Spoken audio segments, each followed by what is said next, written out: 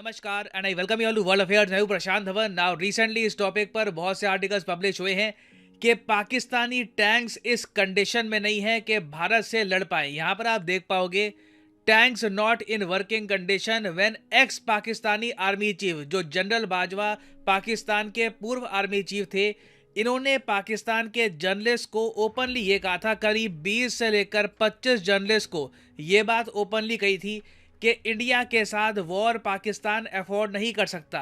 इसके पीछे इन्होंने बताया बहुत सारे रीज़न। पहले तो इनके टैंक्स की कंडीशन बहुत ख़राब है, उसके अलावा इनके टैंक्स को ऑपरेट करने के लिए इनके पास फ्यूल ही नहीं है। इतना इनके पास फ्यूल नहीं है क्योंकि ऑफ कोर्स फ्यूल आपको परचेज करना होगा इंटरनेशनल मार्केट से। उसके अलावा अगर हम बात करें एम्यूनेशन की, असला बारूद की, वेरियस और एस्पेक्ट की, पाकिस्तान के आर्मी चीफ ने अपने जर्नलिस्ट को ये बात कैटेगोरिकली समझा दी थी कि इंडिया से वॉर के बारे में बार बार रिपोर्ट पब्लिश मत करो, अपनी जनता को इतना भड़काओ मत कि इंडिया से वॉर करनी होगी, इंडिया से वॉर करनी होगी, क्योंकि अगर ये वॉर एक बार स्टार्ट हो गई तो पाकिस्तान ये वॉर झेल नहीं पाएगा। नाउ ये स्टेटमेंट अपने आप पे बहुत ही इंपॉर्टेंट है क्योंकि टैंक्स की अगर हम बात करें प्राइमरली तो ये एक ऐसा एरिया है जहां पर इंडिया पाकिस्तान के बीच में बहुत ज़्यादा बड़ा डिफरेंस नहीं है। सरप्राइजिंगली इंडिया पाकिस्तान की जो फौज है उसमें आपको एक मैसिव डिफरेंस मिलेगा नंबर्स का, मगर टैंक्स के मामले में आप अगर देखो तो पाकिस्तान के पास ये लोग बताते हैं कि 3700 के आसपास बैटल टैंक्स है। मेन बैटल टैंक्स की मैं बात कर रहा हूँ यहाँ पर, और इंडिया के पास 4300 से ज़्यादा मेन बैटल टैंक्स हैं। तो पाकिस्तान के आर्मी चीफ का ये कहना कि ज़्यादातर जो इनके टैंक्स हैं काम करते नहीं हैं, ना इनके पास फ्यूल है, इससे साफ पता लगता है कि जो ये एक्चुअल नंबर है ना, इससे एक बड़ा अमाउंट हमको कम करके मानना पड़ेगा। करीब आप कह सकते हैं, हम एज्यूम कर पाएंगे कि 1500 के आसपास ही पाकिस्तान के टैंक्स हैं जो जेन्युइनली ऑपरेशनल कंडीशन में होंगे। और यहाँ पे आप देख पाओगे ये वो वीडियो है जो सोशल मीडिया पर बहुत वायरल हुई है। यहाँ पर पाकिस्तान के जर्नलिस्ट ही बता रहे हैं कि किस तरीके से जनरल बाजवा ने इनको पाकिस्तान आर्मी की जो कंडीशन है ये बताई, और ये बात सुन के पाकिस्तान के जर्नलिस्ट को कितना गुस्सा आया। तो उसके बाद फॉरेन ऑफिस जो है उसमें बाजवा साहब आ गए अपना पूरा लॉ लश्कर लेके, उनको लेक्चर दिया कि ये वही लेक्चर था जो उन्होंने एक दफ़ा आपके और मेरे सामने भी दिया था। याद है ना क्या लेक्चर था?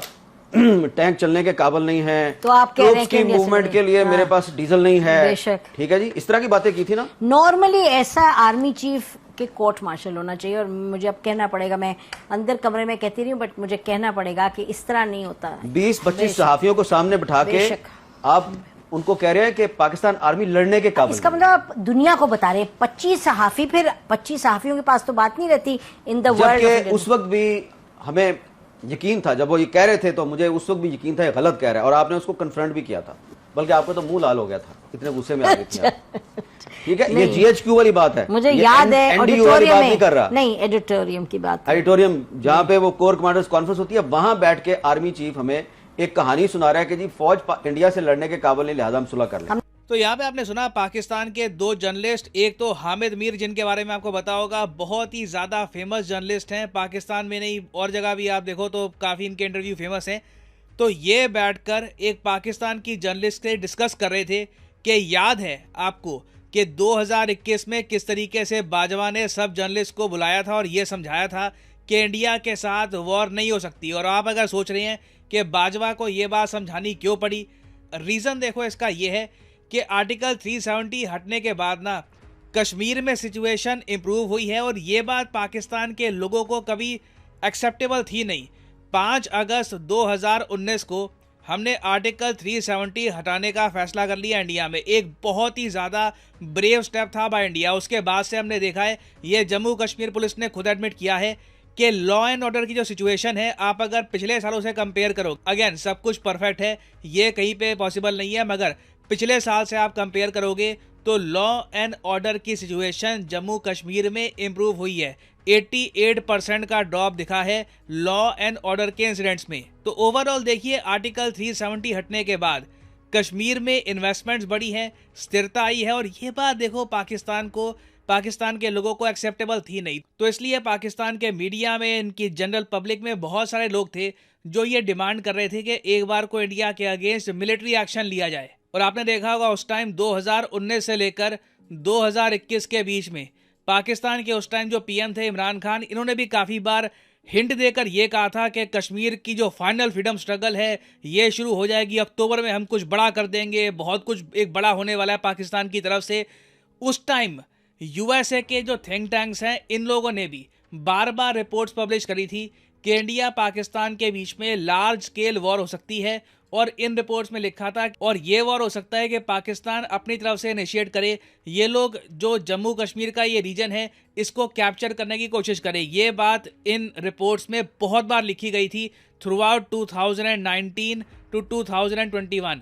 तो ये जो रिपोर्ट्स आ रही है, जो पाकिस्तान के लोगों की डिमांड थी, ये रियलिटी से बहुत दूर थी। पाकिस्तान की आर्मी कहीं से भी कैपेबल नहीं थी कि इंडिया से एक वॉर लड़ पाए। ये बात इनके जनरल ने जब इनके लोगों को बताई तो इनके लोगों को काफ़ी गुस्सा आ गया। उनको लगा कि यार ये जनरल तो पाकिस्तान की तरफ बात नहीं करता, ये तो बहुत ज़्यादा एंटी पाकिस्तान है। और फिर देखो एक बहुत ही इंटरेस्टिंग बात ये भी है, इस इंटरव्यू में यही बताया गया कि बाजवा का एक बड़ा प्लान ये भी था कि 2021 में पाकिस्तान पीएम मोदी को इनवाइट करेगा पाकिस्तान में, और उस टाइम एक हिस्टोरिक बातचीत होनी थी कश्मीर को लेकर, ताकि परमानेंट बेसिस पर एक पीस स्थापित हो पाए। सीज फायर तो एग्री हो गया था, उसके बाद परमानेंट पीस की बात चल रही थी, मगर इमरान खान ने ये सारा प्लान वीटो कर दिया ना। ये जो दो जर्नलिस्ट हैं, हामिद मीर और जो दूसरी जर्नलिस्ट हैं, इन दोनों के हिसाब से प्लान ये था कि मोदी जी पाकिस्तान में जाएंगे, और पाकिस्तान में देखिए एक बहुत ही फेमस मंदिर है शक्तिपीठ श्री माता मंदिर, यहाँ पे मोदी जी पहले माथा टेकेंगे,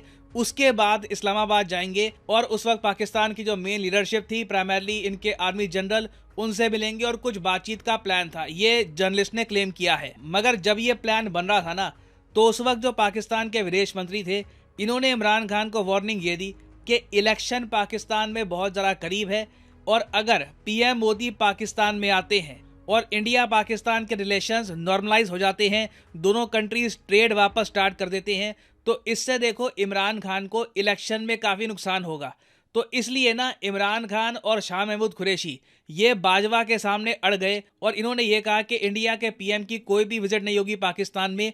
और ये देखो एक बहुत ही बड़ा बोन ऑफ कंटेंशन, आप कह लीजिए एक कॉन्फ्लिक्ट का एक रीजन बन गया बिटवीन इमरान खान एंड बाजवा। बाजवा को लगा कि इमरान खान इनकी बात सुन नहीं रहे। यूजुअली आप देखो पाकिस्तान में एक ट्रेंड रहता है, पीएम आर्मी चीफ की बात सुनता है। इस केस में पीएम ने कहा कि नहीं, मुझे इलेक्शन में लॉस हो जाएगा, मैं पीएम मोदी को इनवाइट नहीं करना चाहता। उस पर नहीं बोल सकता ना, क्योंकि ये स्टेट सीक्रेट के जुमरे में आता है। लेकिन हमें तो बोलना है, ये हमें तो अब आप इसमें ये देखें कि करनी इमरान खान जो है वो कहता है बाजवा का कोर्ट मार्शल करें।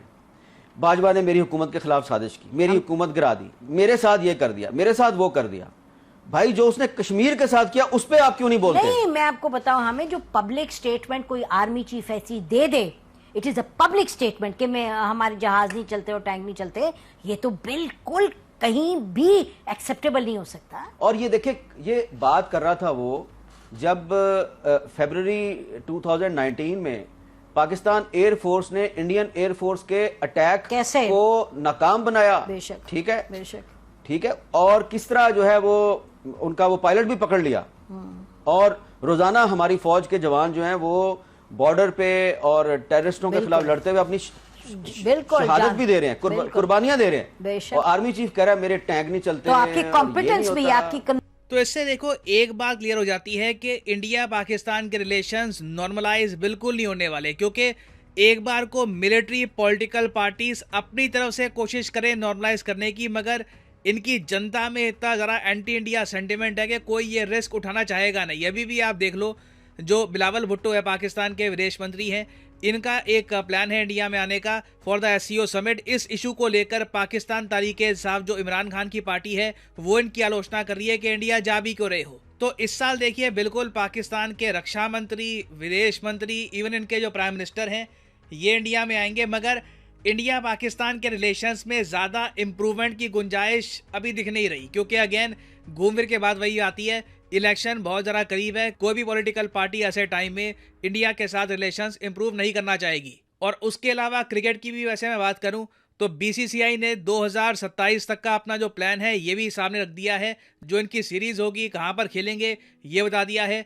पाकिस्तान के साथ 2027 तक कोई सीरीज़ भी इंडिया की नहीं होने वाली। तो ये देखिए अपने आप में अनफॉर्चुनेट है, इंडिया के जो ट्रेड रिलेशंस हैं नेपाल के साथ, भूटान के साथ, बांग्लादेश के साथ, म्यांमार के साथ, ये लगातार बढ़ रहे हैं। मगर ये जो वेस्टर्न फ्रंट है, यहाँ पर एक कंट्री है जहाँ पे आप कह लीजिए बहुत ज्यादा एंटी इंडिया सेंटिमेंट्स है, जो इनकी मिलिट्री और इनकी पॉलिटिकल पार्टीज भी कंट्रोल नहीं कर पा रही। नाउ फाइनली यहाँ पे मैं आप लोगों से पूछूंगा एक क्वेश्चन ये है कि हाल ही में कोप इंडिया युद्ध अभ्यास हुआ है। ये इंडिया और यूएसए के बीच में एक मिलिट्री एक्सरसाइज हुई है। आपको बताना है कि ये मिलिट्री एक्सरसाइज कहां पर हुई है, किस स्टेट में हुई है। ये है यहाँ पे आपकी ऑप्शन, वेस्ट बंगाल, उत्तराखंड, लद्दाख या राजस्थान। कमेंट सेक्शन में करिए उत्तर। जो लोग सही आंसर करेंगे उनकी कमेंट को मैं हार्ट दे दूंगा ताकि बाकी लोग समझ पाए कि सही आंसर क्या है। और फाइनली यहाँ पर मैं ये भी ऐड कर दूं कि अनअकैडमी के यूपीएससी कोर्स पर एक मैसिव डिस्काउंट चल रहा है, फ्लैट 20% डिस्काउंट का। तो कमेंट सेक्शन में जाइए, अगर आप जेन्युइनली एक बार लाइफ में यूपीएससी एग्जाम के लिए प्रिपरेशन करना चाहते हैं तो कमेंट सेक्शन में जाइए, यहाँ पे आपको लिंक मिलेगा यूपीएससी कॉम्बो पैकेज का। यहाँ पे आप कर सकते हैं क्लिक। इस पैकेज में आपके यूपीएससी प्रीलिम्स, मेंस और ऑप्शनल तीनों की ही तैयारी की जाएगी। और यहाँ पे आप देख पाओगे एक 20% डिस्काउंट यहाँ पे अभी एक्टिव है। तो जो प्राइसेस यहाँ पर लिखे हैं ये पे करने की आवश्यकता बिल्कुल नहीं है। सिंपली एक कोड डालिए यहाँ पर PD10, ये PD10 कोड डालना है यहाँ पे आपको और इसको अप्लाई कर देना है। और यहाँ पे आप देखोगे प्राइसेस गिरना स्टार्ट हो जाएंगे। तो you will be able to save a lot of money. Use the code PD10 and save money. इसी नोट के साथ ये है वीडियो का अंत। Thank you for listening and as always God bless you all.